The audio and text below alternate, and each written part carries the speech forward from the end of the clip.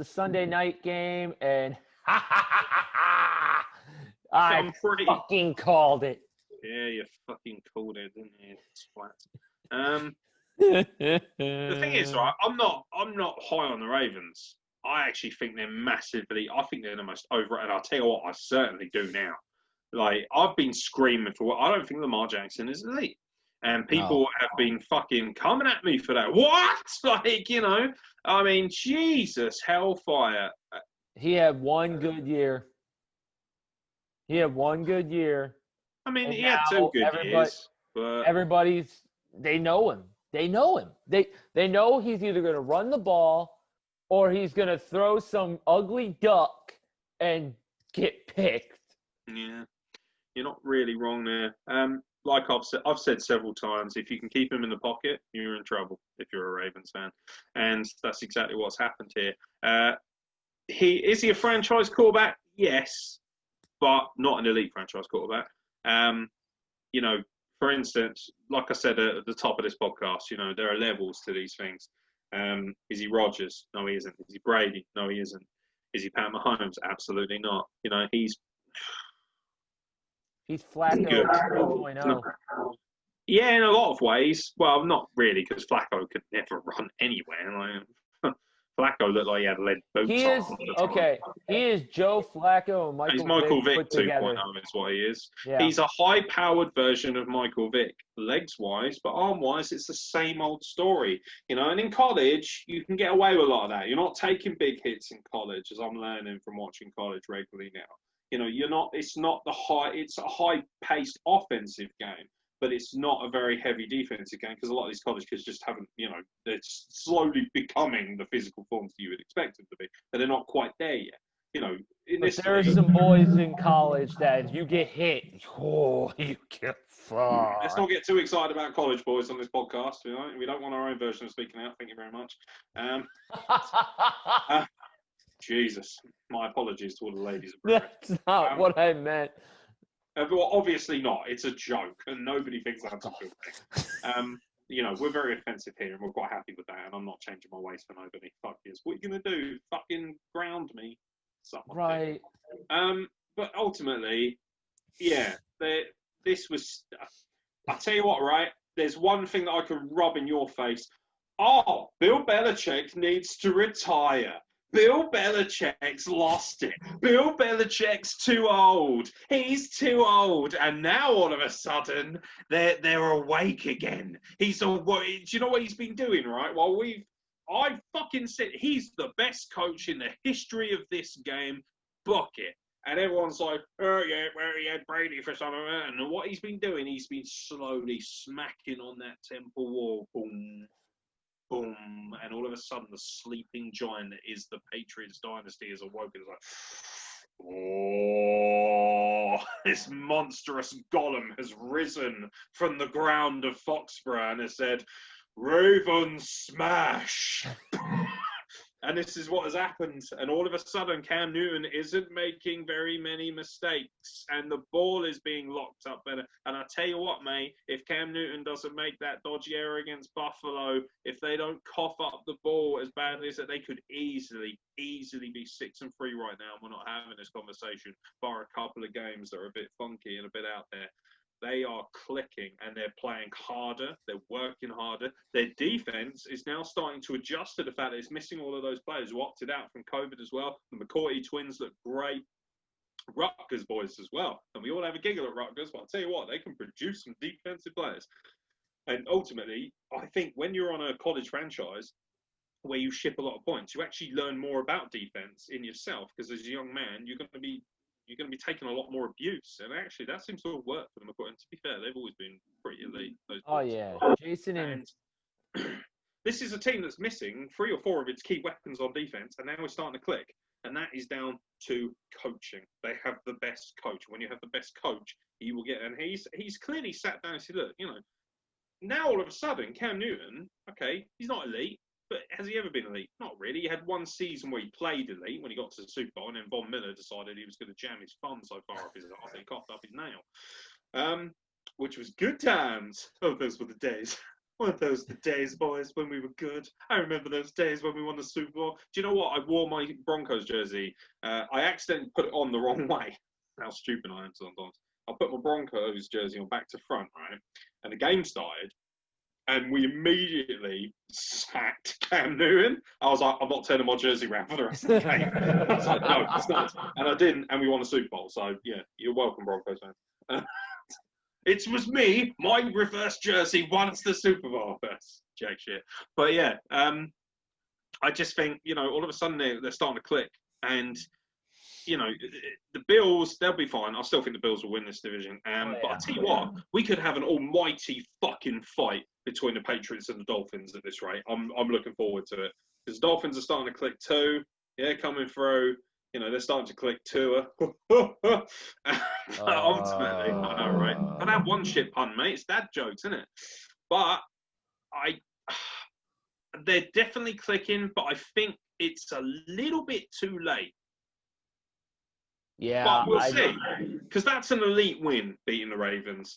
But I'll tell you what, on the Ravens side of things, miserable, poor, porous, abhorrent, disappointing, and I think Harbaugh's contract is up at the end of this season, Harbaugh, and I'm pretty sure, or he can opt out at the end of this season. I'm pretty sure that quite a few people are going to be quite intrigued by the prospect of him. You know where John Harbaugh should go? Michigan. Replace so he can show his fucking brother how to do his fucking job properly. Yes. Fucking yes, please. Yeah. Cretin. No, he should come to the Broncos. He should slap Vic Fangio out the door with his massive dong. Okay, he should bring his brother in to do nothing but glare at people, because that's all he's good at, because he looks a bit rapey, his brother, actually. Yeah. Have you ever seen that picture of him doing that? He's had, and somebody's put "prepare your anus" above it. It looks fucking hilarious. Great meme. Love that meme. It's one of my favourite memes. But yeah, no, I'm starting. Do you know what as well? They're not a good team to watch, the Ravens. They're actually not that fun to watch. And last season, right, every one of their games I had to watch. Do you remember when they went mental on the Rams on Monday or Sunday or Monday night? I was like, oh my God, fucking rushing touch, a spooge. Like Lamar Jackson was so good. This season, teams are like, right, okay, we got you now, you one-trick pony. What else have you got? Not much, it turns out. They're actually quite a boring team. I'll tell you what, Mark Ingram, a guy of his quality should not be as average as he is. He's having a dull season. He's getting more injured. Yeah, and also he's not getting as much production because Lamar Jackson's getting more carries. That and Gus. Mark Ingram almost needs a year off. He needs a fucking holiday. What they need to do is they've got 4 runners. They essentially have 4 running backs in that backfield. They have Ingram. They have Gus Edwards. They have Lamar Jackson, and they have J.K. Dobbins, who they just drafted, and they're using him more than they are Mark. Mark needs to leave Baltimore and go to a team that needs a running back. And where I could see him fitting in and doing pretty damn well is Miami. I could see Mark Ingram going to Miami, working with Tua, and saying, I'm your elite running back. Give me the ball. And he will. And, Miami would be amazing. Tell you what, this Ravens team, will go as far as they can rush. That's how they work. Yep. And when you look at their offensives, this is where the numbers don't lie, and this is where the numbers are very telling. Because in their rushing attacks, they had 3 players who had double feet, like only 2 players. Like Gus Edwards had 42 yards, right? And Lamar Jackson had 55. Okay, other than that, nothing. Literally, Mark Ingram, okay, 5-5, like miserable. J.K. Dobbins, 13 yards off of 5 carries, And then on a receiving core of things, Willie Snead had a good day, 2 touchdowns, 64 yards, 5 receptions. But again, that he made the most out of very little, because he's not going to get the ball that much, because Lamar Jackson can't get the ball in his hands as well as he should. He targeted Mark Andrews a lot, which is fine, because Mark Andrews is a bit of a stud, but even 61 yards from 7 receptions, it's okay. And then Devin Duvernay, 3 receptions, 45 yards. What's happening here, I've noticed, Gus Edwards, 1 reception, but got 31 yards. And then Mark Ingram Jr., the fact that he had more in receiving, 24 yards from 2 receptions. But do you know what those numbers tell me? The receivers, actually, if they had a quarterback who could get ball in their hands, could be snacking, they could be feasting all over this field, and they can't because they haven't got a quarterback who's good enough to get it to them on the reg. Whereas their rushing, which is what they rely on, was stuffed, pretty much. The Patriots were like, you're not running on us. Nope. See what you know what? We'll let you throw it. Fuck it. You can air it out. And, from the numbers wise, it looks okay. 249 yards, 2 touchdowns, 1 pick. But, a lot of that's garbage throwing yards. A lot of that's, very meager throws. If you go back and watch the game, there weren't many explosive plays in the air. And the ones that are explosive, right, that's yards after the catch. I'd love to see a statistic when it's all said and done of how many yards the receivers get after the catch. Because that's where I think they make their money, these Baltimore Ravens receivers. I'm sorry, I'm not high on Lamar Jackson. I haven't been ever since he got thumbed by the Chiefs on Monday night at the beginning of the season. And I looked at that game and I said, right, that's your elite franchise. That's the measuring stick. I will base you and your performance based on how well you do against the Chiefs and how well you match up with someone like Pat Mahomes, because he is ultimately Mr. Elite. He's the guy. He's the new Brady, but with much more explosive athleticism. And you're not even close to Pat Mahomes. That's coming from a Broncos fan who hates the Chiefs. And I can watch the Chiefs and be excited. And they've got weapons all over the place, but ultimately they are fantastic. And do you know what happens when the Ravens get stuck in there with the lights on them? They choke, and they do it regularly. And I've said that every single time they are on prime time now, they choke. They choked to the Patriots. They fucking barely got past the Colts, for fuck's sake. They choked against the Chiefs. They choked against the Steelers.